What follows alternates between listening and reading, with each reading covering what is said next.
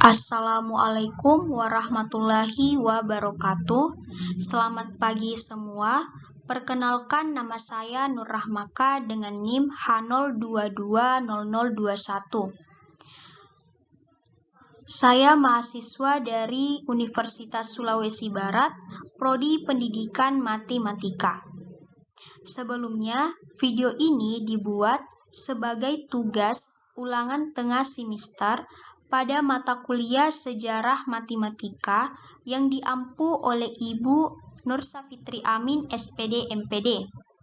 Pada kesempatan ini, saya akan menjelaskan beberapa tokoh dari Mesir kuno sampai Yunani kuno.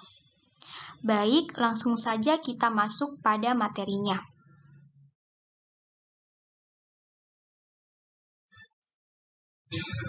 Yang pertama yang akan kita bahas yaitu tokoh Mesir kuno, yang dimulai dari biografi tokoh, sumbangsi dalam matematika, serta penemuan dan penerapannya dalam pembelajaran matematika saat ini.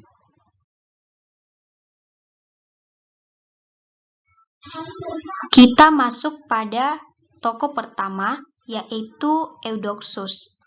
Berikut biografi singkat mengenai Eudoxus.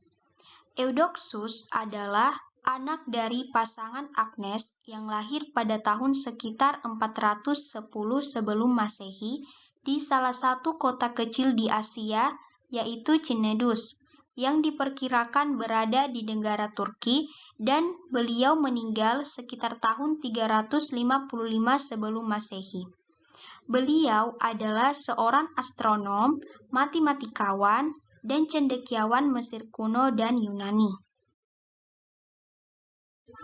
Selanjutnya, yaitu sumbangsi Eudoxus dalam matematika. Eudoxus mendirikan sekolah yang diberi nama Sekolah Eudoxus pada tahun 408 sebelum Masehi.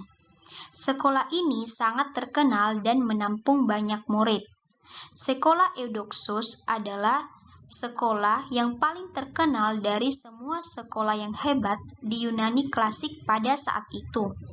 Sekolah ini mengembangkan teori proporsi dan besaran serta menghasilkan banyak teorema dalam geometri bidang. Selanjutnya, penemuan Eudoxus dalam matematika serta penerapannya dalam pembelajaran matematika saat ini. Dalam bidang matematika, Eudoxus memperkenalkan sesuatu hal yang baru tentang perbandingan seharga yang ditulis dengan formula A per B sama dengan C per D. Kemudian, dalam perjalanannya ke Mesir dan Yunani, Eudoxus banyak memahami ilmu geometri. Metode yang sangat terkenal yang dikemukakan oleh Eudoxus adalah metode penyusutan, yang dimana metode ini digunakan untuk menghitung luas suatu berdiri geometri. Metode ini juga digunakan oleh Archimedes dalam mencari nilai phi dalam topik pembelajaran integral kalkulus saat ini. Selain metode itu, Eudoxus juga menemukan teorema proporsi atau perbandingan yang sama. Teorema ini mendefinisikan perihal asumsi sebuah bilangan irasional dengan metode perkalian silang, dan sampai sekarang metode ini masih dipakai dalam pembelajaran matematika. Kita masuk pada tokoh kedua, yaitu Archimedes. Berikut biografi Archimedes. Archimedes lahir pada tahun 287 sebelum Masehi di Siracusa, dan beliau meninggal pada tahun 212 sebelum Masehi. Beliau itu adalah ahli matematika sekaligus penemu di Yunani yang terkenal. Beliau belajar dari kota Alexandria, Mesir. Archimedes sendiri adalah seorang matematikawan, astronom, filsuf, fisikawan, dan insinyur berbangsa Yunani. Sebagian sejarawan matematika memandangnya sebagai salah satu matematikawan terbesar dalam sejarah. mungkin bersama-sama dengan Newton dan Gauss. Berikutnya, sumbangsi Archimedes dalam matematika. Dalam matematika, kontribusi Archimedes tercatat dari pemecahan masalah dengan menggunakan apa yang kita kenal sekarang, yaitu kalkulus hingga teori bilangan. Sedangkan dalam geometri, nama Archimedes melekat pada rumus lingkaran. Persisnya, Archimedes membuktikan bahwa luas lingkaran sama dengan setengah keliling kali jari-jarinya. Jika V menyatakan rasio keliling terhadap diameter lingkaran, maka luas lingkaran sama dengan V dikali jari-jari kuadrat. Selanjutnya, penemuan Archimedes dalam matematika serta penerapannya. Archimedes adalah orang pertama yang membuat persamaan untuk menentukan luas wilayah dan volume ruang. Archimedes menemukan formula tentang lingkaran dan kerucut. Tetapi Archimedes lebih dikenal karena penemuannya berupa bilangan V dan kalkulus integral. Dalam kalkulus integral, Archimedes merinci cara pembagian bilangan desimal dan menunjukkan cara untuk membagi angka ke dalam bilangan tidak terbatas.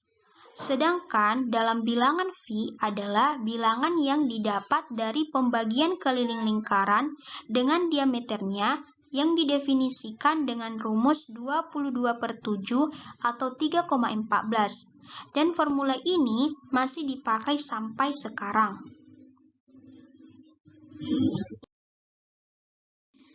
Selanjutnya, kita akan membahas mengenai tokoh Yunani kuno, yang dimulai dari biografi tokoh, sumbangsi dalam matematika, serta penemuan dan penerapannya dalam pembelajaran matematika saat ini.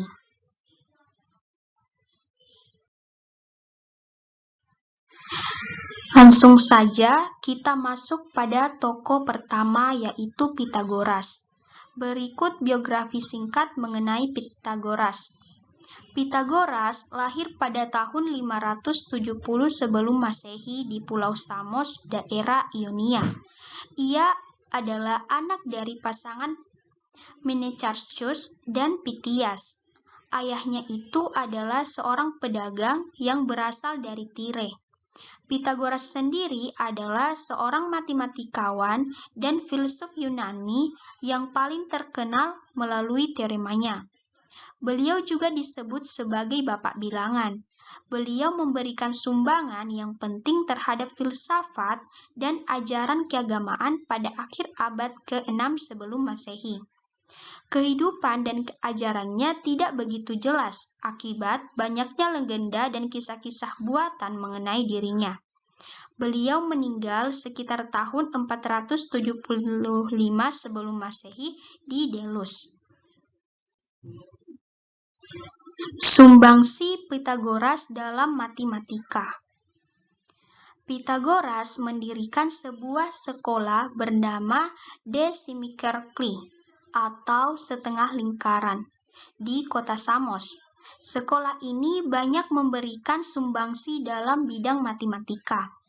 Selain pembuktian dalil Pythagoras dan rumus triple Pythagoras, sekolah ini juga membahas mengenai bilangan segitiga, bilangan persegi, bilangan segi 5, bilangan sempurna, serta bilangan bersahabat. Selain itu, Pythagoras juga mendirikan sekolah filosofi dan sekolah agama di Kroton, yang memiliki banyak pengikut dengan sebutan kaum Pythagorean. Berikutnya, penemuan Pythagoras dalam matematika serta penerapannya dalam pembelajaran matematika saat ini. Pythagoras adalah ilmuwan yang berhasil menemukan teorema Pythagoras dan rasio atau perbandingan emas. Namun, pada penemuannya ini, yang lebih terkenal itu adalah teorema Pythagoras. Teorema Pythagoras adalah suatu teorema yang menyatakan bahwa pada segitiga siku-siku kuadrat sisi miring sama dengan jumlah kuadrat sisi siku-sikunya. Teorema Pythagoras ini ditulis dengan formula A kuadrat ditambah B kuadrat sama dengan C kuadrat, di mana C kuadrat ini merupakan sisi miring dari segitiga siku-siku tersebut.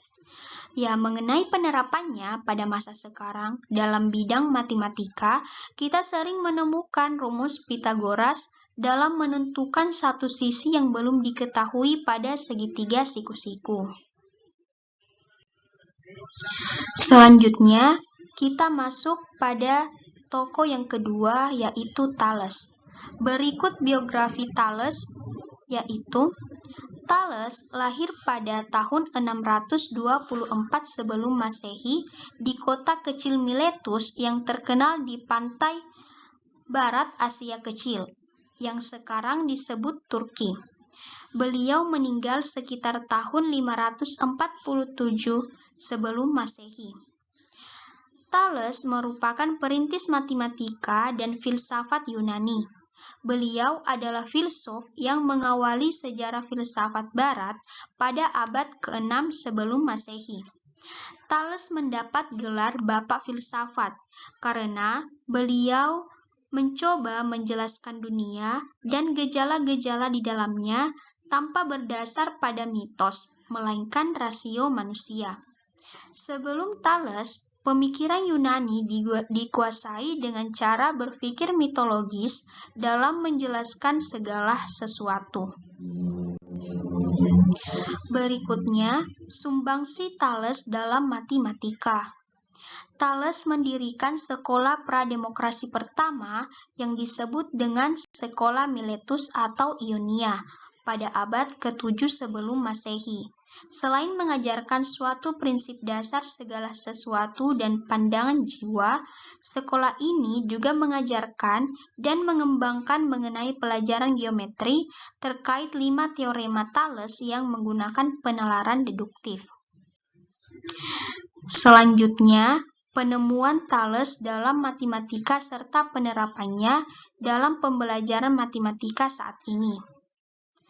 Adapun penemuan Thales dalam bidang matematika adalah menggunakan geometri untuk memecahkan masalah, seperti menghitung ketinggian piramida di Mesir dan jarak kapal di pantai. Selain itu, Thales juga membuktikan beberapa gagasan matematika yang dikenal dengan sebutan teorema Thales, yang diantaranya sebagai berikut. Yang pertama, lingkaran terbagi oleh diameternya. Kedua, sudut pada kaki dari segitiga sama kaki adalah sama.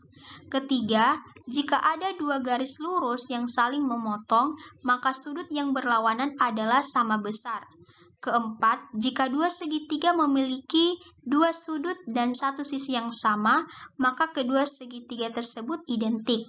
Dan terakhir adalah suatu sudut yang dilukis dalam setengah lingkaran adalah siku-siku. Untuk penerapannya di masa sekarang, itu diaplikasikan dalam pembelajaran geometri yang identik dengan bangun-bangun matematika. Yang terakhir yaitu Hippocrates. Berikut biografi singkat Hippocrates. Hippocrates lahir sekitar tahun 460 sebelum Masehi di Pulau Yunani Kos, dan beliau meninggal pada tahun 370 sebelum Masehi. Beliau adalah anak dari pasangan Praxitela dan Heraklides. Beliau itu adalah seorang dokter dari Yunani kuno yang kini dikenal sebagai figur medis yang paling terkemuka sepanjang masa. Maka dari itu, beliau disebut sebagai Bapak Kedokteran. Selanjutnya, yaitu sumbangsi Hippocrates dalam matematika. Ada beberapa bentuk sumbangsi Hippocrates dalam bidang matematika adalah membangun kerangka konsep dasar, metode dan teorema yang mendorong kemajuan ilmu matematika, yang ditulis dalam buku teks geometri yang disebut dengan elemen.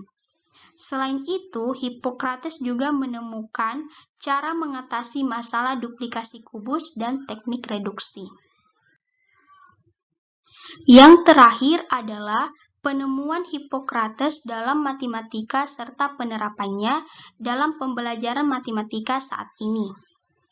Penemuan Hippocrates dalam matematika yaitu ditulis pada buku tulisan Eudemus yang berjudul The History of Mathematics, di mana terdapat sebuah penemuan tentang kuadratik suatu luno.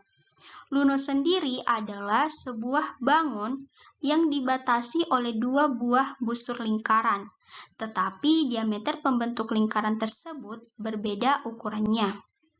Menurut teorema ini, bahwa segmen-segmen yang sebangun dari lingkaran-lingkaran yang mempunyai rasio yang sama dengan kuadrat-kuadrat alasnya.